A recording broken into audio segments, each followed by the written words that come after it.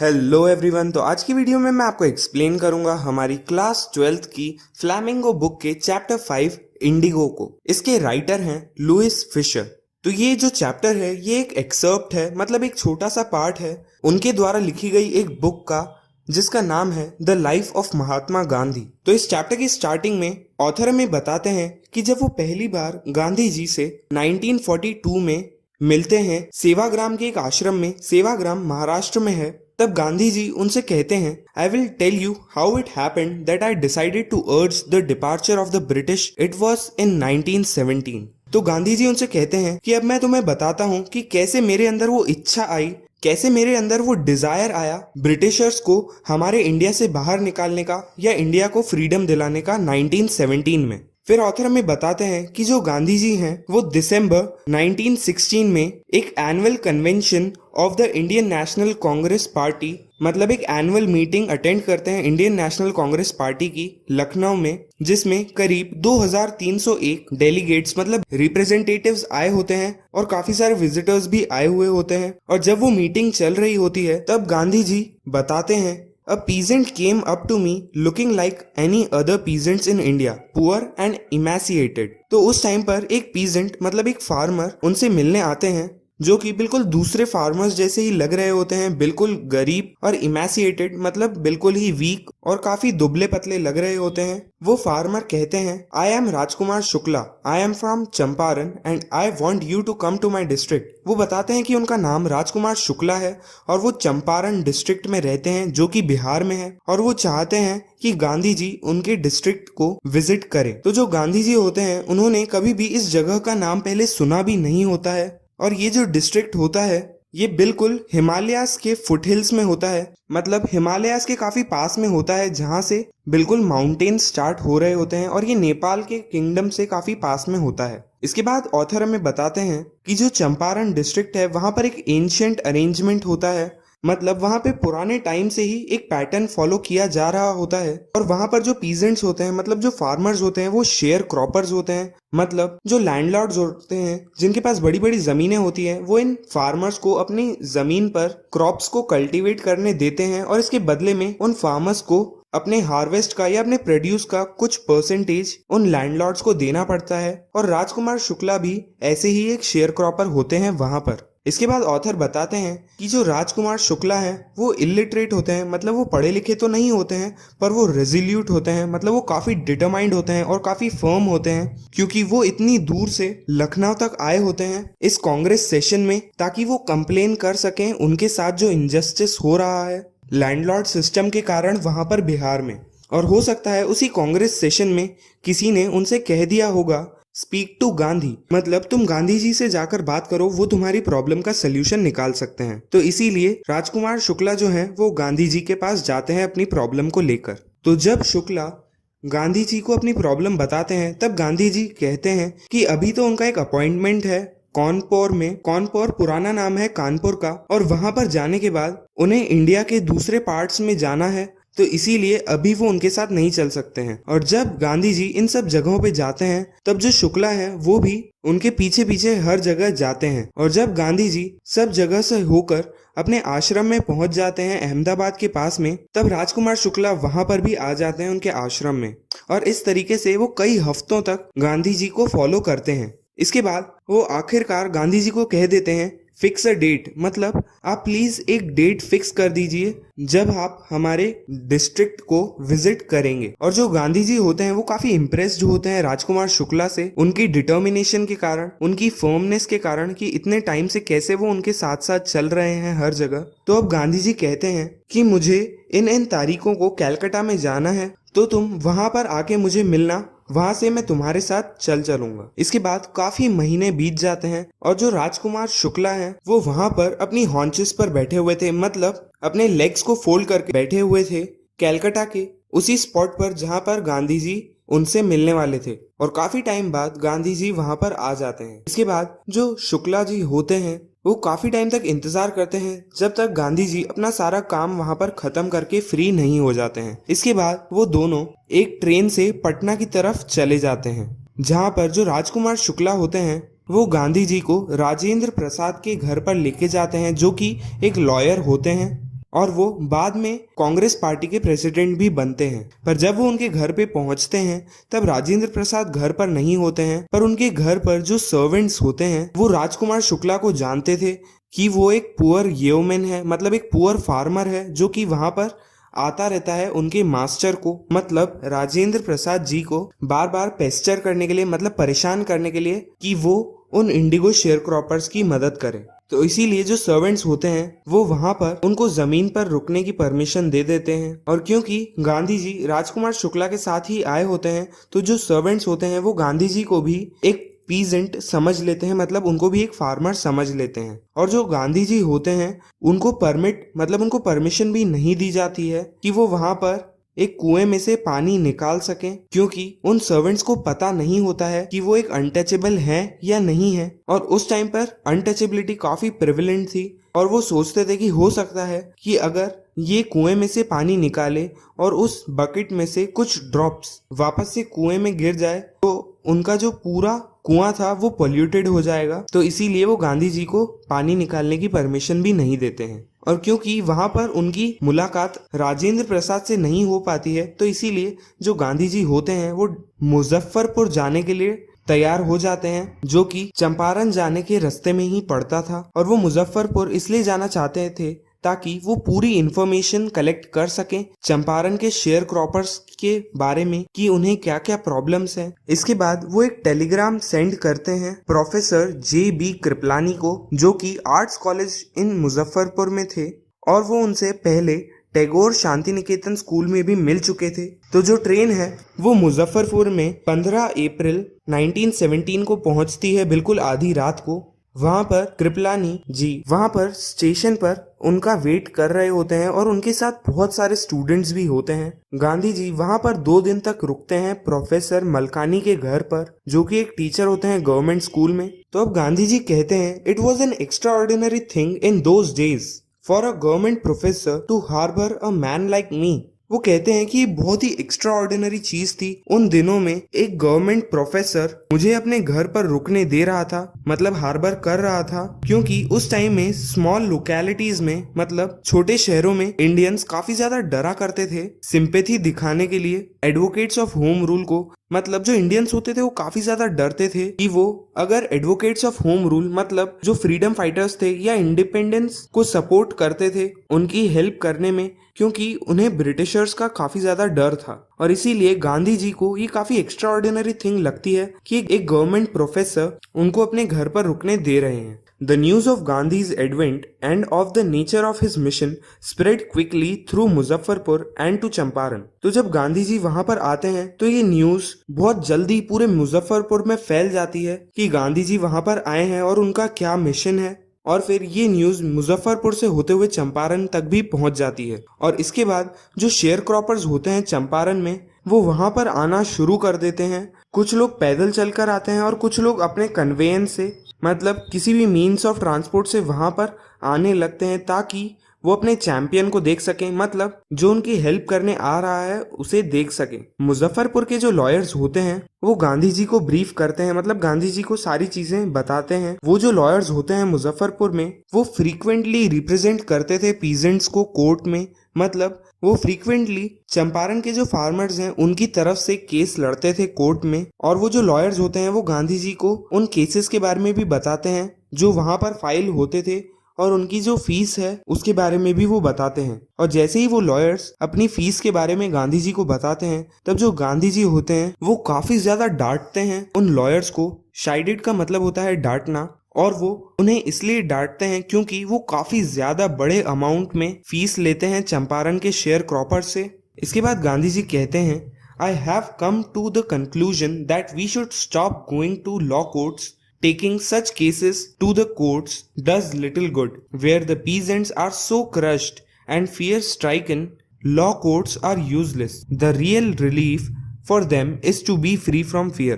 मतलब वो यहाँ पर कहते हैं कि सारे केसेस के बारे में और उनकी जो कंडीशंस है उसके बारे में सुनने के बाद वो कंक्लूजन पर आते हैं कि हमें लॉ कोर्ट्स, मतलब जो कोर्ट्स होते हैं उनमें अपने केसेस को फाइल कर देना छोड़ देना चाहिए, क्योंकि जो पीजेंट्स हैं वो खुद ही इतना ज्यादा डरते हैं और इतना ज्यादा दबे हुए हैं लैंडलॉर्ड्स के कारण कि ऐसे केसेस को वहां पर कोर्ट्स में फाइल करने का भी कोई फायदा नहीं होता है। और जब तक ये जो पीजेंट्स हैं ये इन लैंडलॉर्ड से डरना बंद नहीं करेंगे, अपने आप को स्ट्रांगली डिफेंड नहीं करेंगे, तब तक ये लॉ कोर्ट्स किसी भी काम के नहीं है। और असलियत में जो चीज इन्हें रिलीफ दे सकती है, मतलब जो रियल रिलीफ होगा इन फार्मर्स के लिए, वो होगा इनके डर को खत्म करना। इसके बाद ऑथर हमें बताते हैं कि जितना भी एरेबल लैंड था चंपारण डिस्ट्रिक्ट में, मतलब वो लैंड जो कि केपेबल था फार्मिंग करने के लिए, वो बहुत बड़े बड़े टुकड़ों में बांट दिया गया था इंग्लिशमैन्स के द्वारा, और इंग्लिशमैन्स ही उन्हें ओन करते थे और जो इंडियन फार्मर्स थे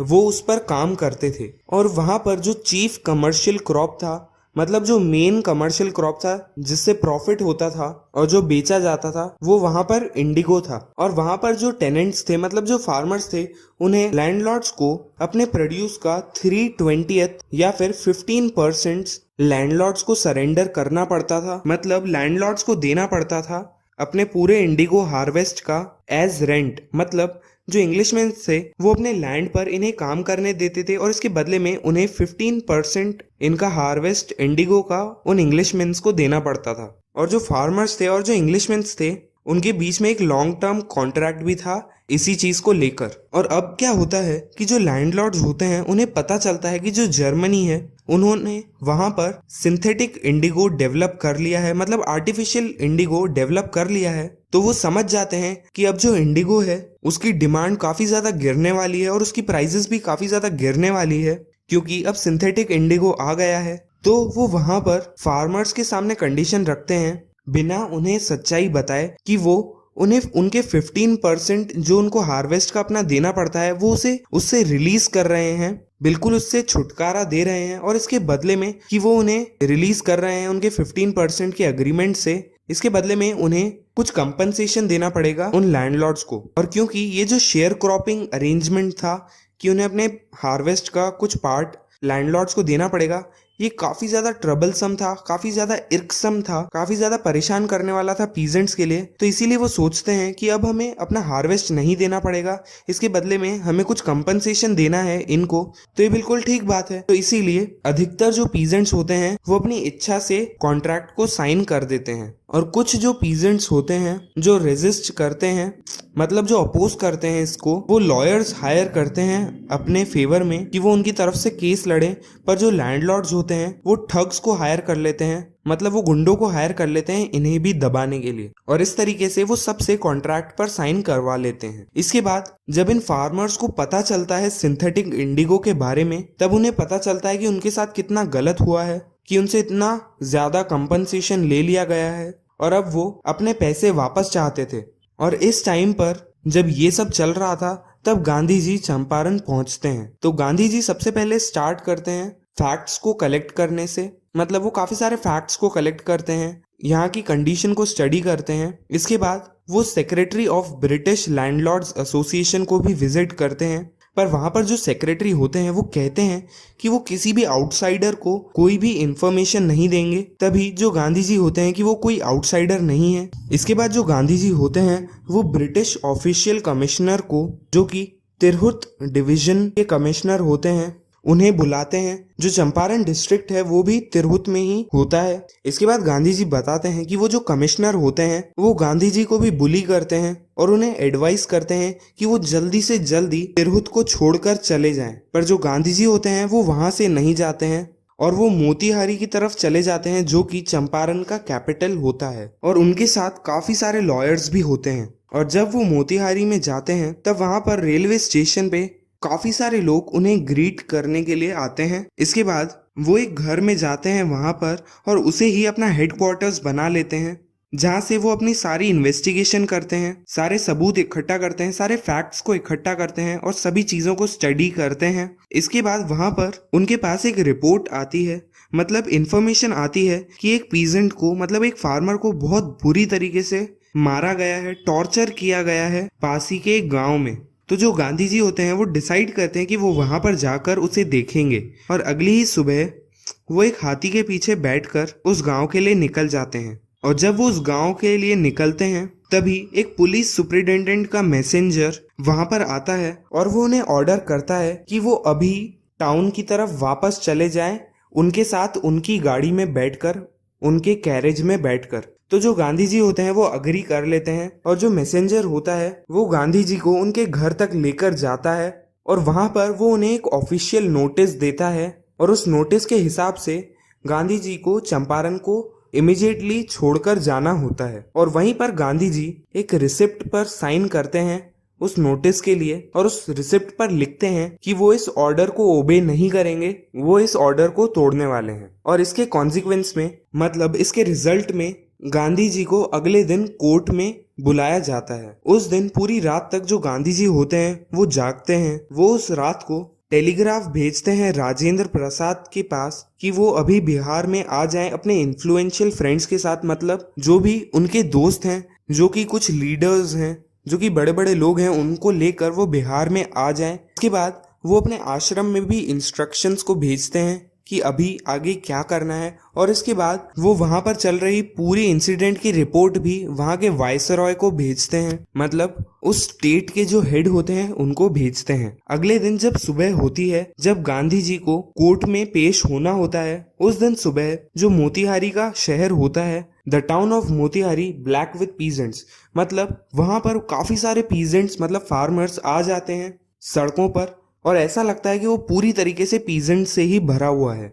इसके बाद ऑथर हमें बताते हैं कि वो जो भी लोग उन्हें सपोर्ट करने के लिए आते हैं, उन्हें गांधी जी के रिकॉर्ड के बारे में कुछ भी नहीं पता होता है, मतलब जो भी गांधी जी ने किया होता है साउथ अफ्रीका में, उसके बारे में उन्हें कुछ भी नहीं पता होता है कि उन्होंने वहाँ पर कौन से मूवमेंट्स किए हैं और वहाँ पर उन्होंने क्या क्या काम किया है। इसके बारे में उन्हें कुछ भी नहीं पता होता है।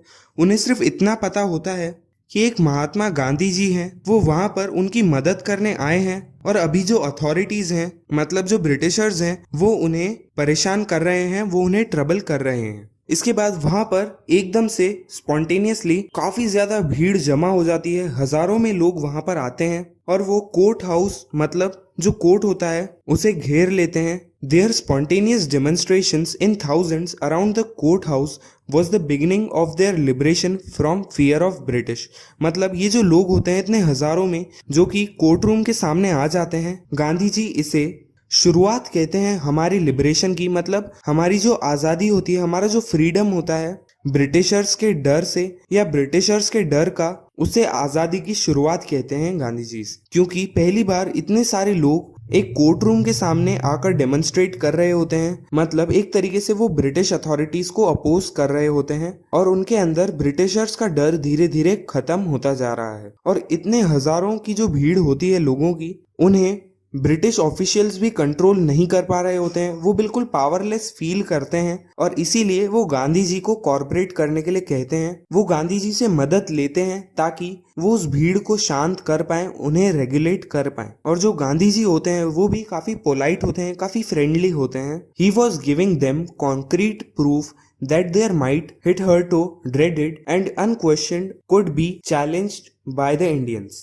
He was giving them, he मतलब जो गांधी जी होते हैं वो ब्रिटिशर्स को, them मतलब ब्रिटिशर्स को एक कॉन्क्रीट प्रूफ देते हैं, मतलब एक सॉलिड प्रूफ देते हैं उनकी माइट का, मतलब इंडियंस की पावर का, hitherto मतलब up till now यानी अभी तक, जो कि dreaded and unquestioned मतलब काफी ज्यादा डरावनी और अनक्वेश्चनेबल, जिस पर कोई भी सवाल नहीं उठा सकता था, उसे अब इंडियंस ने चैलेंज कर दिया था। मतलब गांधी जी एक सॉलिड प्रूफ देते हैं उनकी पावर का कि अभी तक जो डर ब्रिटिशर्स ने फैला रखा था कि उन्हें कोई भी क्वेश्चन नहीं कर सकता था, उनके खिलाफ कोई भी नहीं जा सकता था, वो आज इस डेमोन्स्ट्रेशन के थ्रू उन्होंने साबित कर दिया था कि उनका डर अब खत्म होता जा रहा है। The government was baffled. तो जो गवर्नमेंट होती है वो काफी ज्यादा कंफ्यूज हो जाती है, वो बिल्कुल हक्के बक्के रह जाते हैं। जो प्रोसिक्यूटर होता है, मतलब जो लॉयर होता है, वो जज से रिक्वेस्ट करता है कि वो इस ट्रायल को, मतलब इस केस को पोस्टपोन कर दे। और हो सकता है वो ऐसा इसलिए डिमांड कर रहे हों क्योंकि जो अथॉरिटीज हैं, मतलब जो ब्रिटिशर्स हैं, वो अपने सुपीरियर्स को कंसल्ट करना चाहते हो इस मामले में। पर जो गांधी जी होते हैं वो प्रोटेस्ट करते हैं, वो अपोज करते हैं इस डीले को कि जो केस है वो अभी ही सॉल्व होना चाहिए। He read a statement pleading guilty. साथ ही में गांधी जी जो होते हैं वो अपना स्टेटमेंट देते हैं जिसमें वो बताते हैं कि हाँ, उन्होंने ही कोर्ट के ऑर्डर को ठुकराया था, ऑफिशियल नोटिस को ठुकराया था और इसके वो गुनहगार हैं, मतलब गिल्टी हैं। और फिर वो कोर्ट को बताते हैं कि वो ऐसा क्यों करते हैं। वो ऐसा इसलिए करते हैं क्योंकि वो एक कॉन्फ्लिक्ट ऑफ ड्यूटीज में होते हैं। मतलब कि एक तरफ तो वो लोगों के सामने एक लॉ ब्रेकर का एग्जाम्पल सेट करना नहीं चाहते थे। मतलब वो चाहते थे कि लोगों को लॉ फॉलो करना चाहिए, और वो नहीं चाहते थे कि वो खुद एक लॉ को तोड़कर लोगों के सामने एक एग्जाम्पल सेट करें एक लॉ ब्रेकर का। और दूसरी तरफ to render the humanitarian and national service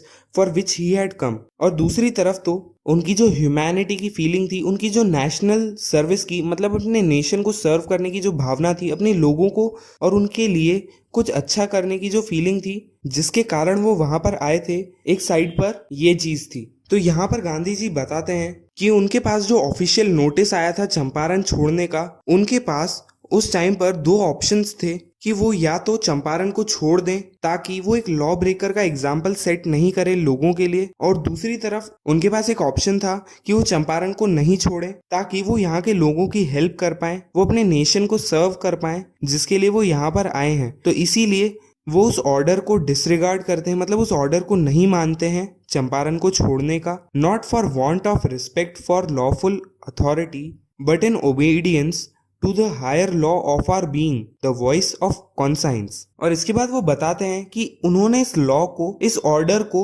इसलिए नहीं तोड़ा ताकि वो रिस्पेक्ट ले सके लॉफुल अथॉरिटीज की, पर उन्होंने इस लॉ को इसलिए तोड़ा ताकि वो अपने higher law of our being को ओबे कर पाए। मतलब इन लॉज से ऊपर जो लॉ होता है वो उसे फॉलो कर पाए, जो कि होता है द वॉइस ऑफ कॉन्साइंस का, मतलब हमारी जो अंतरात्मा की जो आवाज होती है वो उसे फॉलो कर पाए। इसीलिए उन्होंने इस लॉ को तोड़ा। और इसीलिए वो पूछते हैं फिर कि उनकी कितनी पेनल्टी ड्यू है इस लॉ को तोड़ने के कारण। तो वहां पर जो मजिस्ट्रेट होते हैं, मतलब जो जज होते हैं, वो कहते हैं या वो अनाउंस करते हैं 2 घंटे की रिसेस, मतलब एक 2 घंटे के ब्रेक को वो अनाउंस करते हैं, और इसके बाद वो अपना डिसीजन देंगे।